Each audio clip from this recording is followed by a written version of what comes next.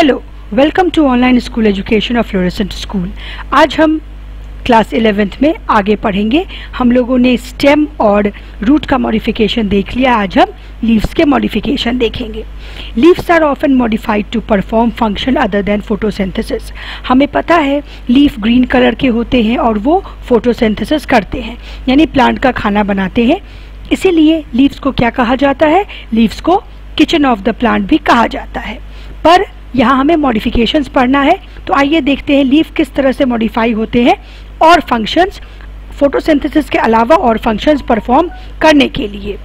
They are converted into tendrils for climbing as in peas. ये tendrils की तरह, यानी कि जैसा आप यहाँ देख रहे हैं, घुंघराले घुंघराले बन जाते हैं लीव्स। क्यों बन जाते हैं? ताकि वो सपोर्ट को पकड़ के क्लाइंब कर सके, जैसे कि पी प्लांट में हम देखते हैं। या फिर लीव्स स्पाइन बन जाते हैं डिफेंस के लिए, जैसा कि कैक्टस में होता है। तो कैक्टस में जो ये जो पूरा स्ट्रक्चर मैंने आपको पहले भी बताया था, ये जो पूरा लीफ लाइक स्ट्रक्चर होता है उसे हम फाइलोक्लेड बोलते हैं, और उसमें जो कांटे होते हैं वो हमारे लीव्स होते हैं। तो लीव्स कैसे मॉडिफाई हो गए? स्पाइन्स के फॉर्म में। यहाँ जो लीव्स स्पाइन के फॉर्म में मॉडिफाई हुए हैं, इसका दो फंक्शन है। एक तो है कि प्लांट के डिफेंस के लिए, कि कोई वाइल्ड एनिमल आके उसको ग्रेज नहीं कर जाए या फिर कोई भी आके उसको खा नहीं जाए। दूसरा स्पाइन होने का फंक्शन ये है कि कैक्टस कहाँ पाया जाता है? एरिड एरियाज में, डेजर्ट्स में पाया जाता है। तो to check transpiration, loss of water from leaves जो होते हैं वो क्या बन जाते हैं? स्पाइन्स बन जाते हैं। क्योंकि स्टोमाटा कहाँ पाया जाता है? लीव्स पे पाया जाता है। तो लीव्स ही जब स्पाइन्स बन जाएंगे तो water loss by transpiration automatically check हो जाएगा। The fleshy leaves of onion and garlic store food. अब फ्लैशी लीव्स जो अनियन और गार्लिक के होते हैं वो फूड स्टोर करते हैं। In some plants such as Australian acacia the leaves are small and short lived. Australian plant acacia में लीव्स जो होते हैं वो बहुत छोटे होते हैं और उनका लाइफ स्पैन भी बहुत कम होता है। The petiole in these plants expand, become green and synthesize food. अब अगर लीफ टूट जाएगा तो पेटियोल जो है वो लीफ लाइक बन जाता है, ग्रीन बन जाता है और फिर वो फूड सिंथेसाइज करता है। पेटियोल क्या होता है? पेटियोल स्टेम का वो पार्ट है पेटियोल लीफ का वो पार्ट है जिससे कि वो स्टेम से जुड़ा रहता है। तो लीफ तो टूट के गिर गया, तो पेटियोल जो है ये स्टॉक लाइक स्ट्रक्चर ये एक्सपैंड कर जाता है, लीफ का फॉर्म ले लेता है और फूड बनाता है। Leaves of certain insectivorous plants such as Venus, flytrap and pitcher plant are also modified.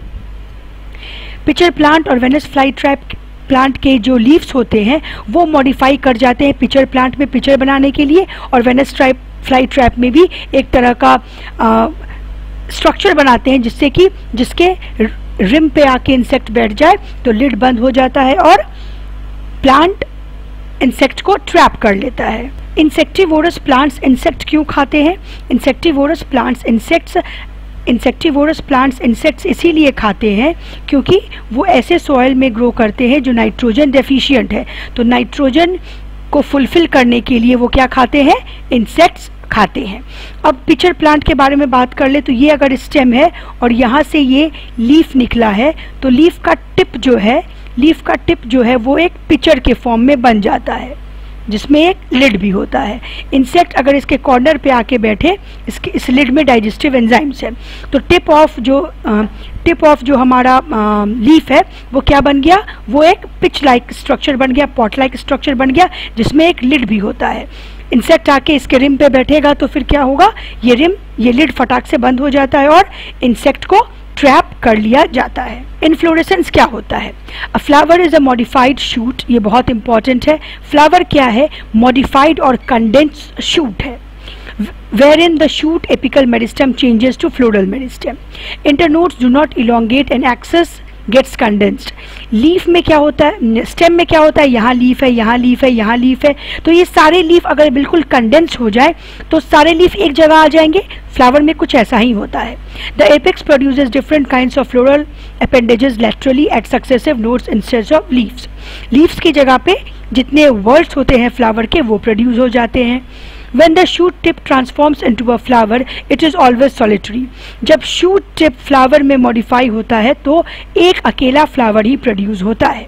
The arrangement of flowers on the floral axis is termed inflorescence. Flower का अरेंजमेंट फ्लोरल एक्सिस पे, floral axis मतलब वैसा branch जिसपे flowers आ रहे हैं, उस पे जब फ्लोरल एक्सिस उस पे जो फ्लावर्स का अरेंजमेंट होता है उसको क्या बोलते हैं?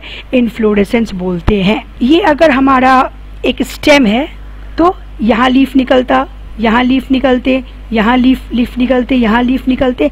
अब ये क्या है? ये पूरा कंडेंस हो गया है। कंडेंस्ड हो गया है तो इतने दूर में ही सारे लीव्स निकलेंगे, और फ्लावर के केस में यही होता है। और ये सारे लीव्स जो होते हैं वो फ्लावर के डिफरेंट वर्ल्स होते हैं। किसी भी फ्लोरल एक्सिस पे फ्लावर्स का जो अरेंजमेंट होता है, यहाँ फ्लावर आया, यहाँ फ्लावर आया, ये लीफ है, ये हमारा क्या है? ये हमारा लीव्स था, और ये कंडेंस होके क्या बन गया? फ्लावर। अब यहाँ एक फ्लावर आएगा, ठीक है, यहाँ एक फ्लावर आएगा, यहाँ एक फ्लावर आएगा, यहाँ एक फ्लावर आएगा, ऐसे फ्लावर्स आते जाएंगे। तो इस पूरे एक्सिस को हम क्या बोलते हैं? फ्लोरल एक्सिस बोलते हैं। और ये अरेंजमेंट जो है फ्लावर्स का, इनको हम बोलते हैं inflorescence. Depending on whether the apex gets developed into a flower or continues to grow, two major types of inflorescence are there, racemose or cymose. Racemose inflorescence, the main axis continues to grow, the flower are borne laterally in acropetal succession. Acropetal और basipetal succession होता है। Acropetal succession का मतलब होता है, acropetal succession का मतलब होता है newer flowers towards apex। नए फ्लावर्स जो आएंगे वो एपेक्स की तरफ आएंगे। और एक्रोपिटल का अपोजिट होता है बेसीपिटल सक्सेशन। बेसीपेटल सक्सेशन, इसमें क्या होता है? Older flowers towards apex, newer flower towards base. ठीक है, तो एक्रोपिटल बेसीपिटल सक्सेशन वर्ड बहुत बार यूज होगा, इसको आप लोग क्लियर कर लीजिए। रेसिमोस इन्फ्लोरेसेंस ऐसा होता है जिसमें फ्लावर्स लेटरली ग्रो करेंगे, लेटरली फ्लावर्स ग्रो करेंगे और नए फ्लावर्स हमेशा साइड में लेटरली ग्रो करते जाएंगे और एपेक्स बढ़ता जाएगा। जबकि साइमोस इन्फ्लोरेसेंस में क्या होता है? मेन एक्सिस जो है वो टर्मिनेट कर जाता है एक फ्लावर में और वहीं पे उसकी ग्रोथ खत्म हो जाती है, और जो फ्लावर्स आएंगे वो किस में आएंगे? बेसिपिटल ऑर्डर में आएंगे। तो साइमोस इन्फ्लोरेसेंस कैसा होगा? मेन एक्सिस है, यहाँ पे सबसे बड़ा फ्लावर आ गया तो इसकी ग्रोथ अब रुक गई। अब साइड में फ्लावर्स आएंगे, अब साइड में फ्लावर्स आएंगे और सबसे नया फ्लावर कहाँ होगा? नीचे की तरफ होगा, नीचे की तरफ होगा। यहाँ पे ओल्ड फ्लावर, यहाँ न्यू फ्लावर, यहाँ। तो हम लोगों ने देखा रेसिमोस साइमोस इन्फ्लोरेसेंस में दो डिफरेंस है। क्या क्या डिफरेंस है? एक तो ग्रोथ यहाँ पे क्या होता है? ग्रोथ स्टॉप नहीं करता है, टर्मिनल ग्रोथ एक्सिस का चलते रहता है। यहाँ पे टर्मिनल ग्रोथ चेक हो जाता है। यहाँ पे फ्लावर्स एक्रोपिटल सक्सेशन में अरेंज है, यहाँ पे फ्लावर्स बेसिपिटल सक्सेशन में अरेंज्ड हैं। आगे क्या होता है हम लोग फ्लावर्स के बारे में देखेंगे। तो फ्लावर्स हम लोगों ने पहले देख लिया है। फ्लावर क्या है? कंडेंस शूट है, ये बहुत इंपॉर्टेंट है, याद रखना। दूसरा फ्लावर क्या है? रिप्रोडक्टिव यूनिट है, किसका? एंजियोस्पर्मिक प्लांट्स का। ये सेक्सुअल रिप्रोडक्शन के लिए बना है, मतलब इसमें मेल और फीमेल पार्ट दोनों होंगे। ठीक है। A typical flower has 4 different kinds of whorls arranged successively on a swollen end of the stalk or pedicel called thalamus और रेसिपिटैकल। तो सिंपल अगर एक टिपिकल फ्लावर बनाएंगे तो ये फ्लावर है, इसका ये क्या है? स्टॉक है, या फिर इसी को हम लोग क्या बोलेंगे? पेडिसल। और ये स्वेल कर जाता है, ये स्वेल कर जाता है, इसको हम लोग क्या बोलते हैं? थैलमस बोलते हैं, या फिर इसी को हम लोग रेसिपिटैकल भी बोलते हैं। 4 वर्ल्स पाए जाएंगे फ्लावर्स में। कौन कौन से वो 4 वर्ल्स है?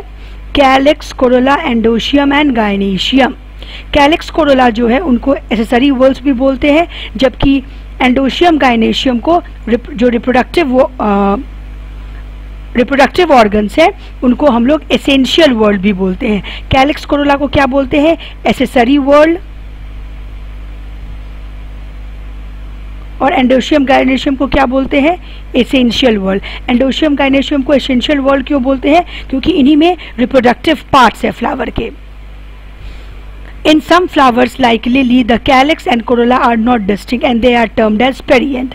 बहुत सारे फ्लावर्स होते हैं, यहाँ पे लिली का एग्जाम्पल दिया हुआ है जिसमें कैलिक्स और कोरोला डिस्टिंक्ट नहीं पता चलते हैं, तो उसको क्या नाम दिया गया है? पेरियंथ.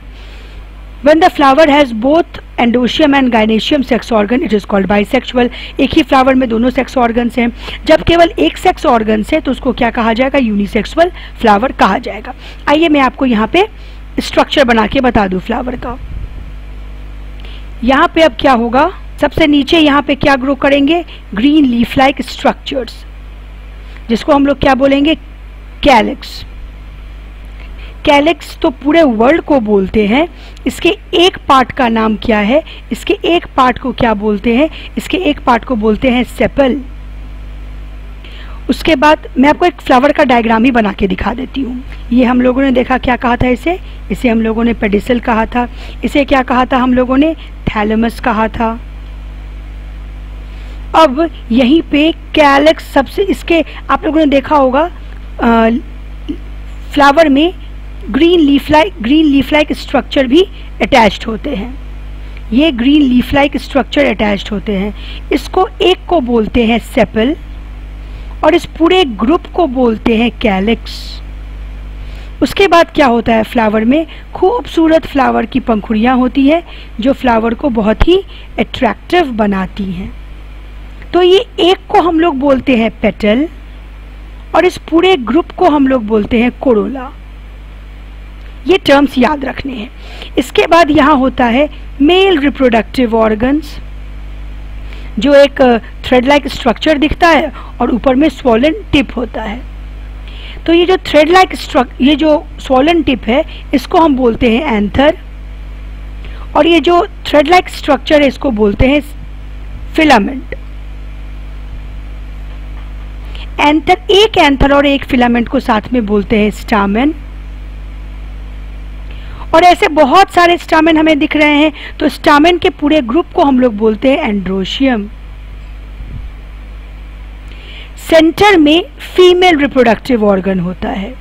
सेंटर में बिल्कुल फीमेल रिप्रोडक्टिव ऑर्गन फ्लावर का होता है.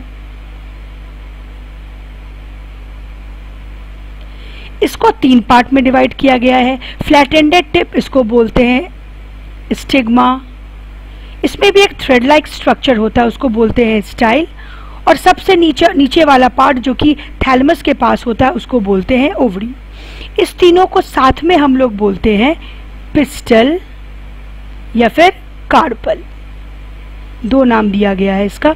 और ऐसे जब बहुत सारे फीमेल सेक्स ऑर्गन्स होंगे तो उनको पूरे ग्रुप को, पूरे वर्ल्ड को हम लोग साथ में बोलेंगे गाइनेशियम. तो ये तो हो गया एक टिपिकल फ्लावर का structure. Diagram showing a typical flower. ये मैंने आपको एक टिपिकल फ्लावर का स्ट्रक्चर बताया. तो आज हम लोगों ने फ्लावर का स्ट्रक्चर देखा. आज के लिए इतना ही. फ्लावर के बारे में आगे अगले क्लास में देखेंगे. अगर वीडियो अच्छा लगा हो तो वीडियो को लाइक और शेयर ज़रूर से करें और चैनल को सब्सक्राइब कर लें. Bye students.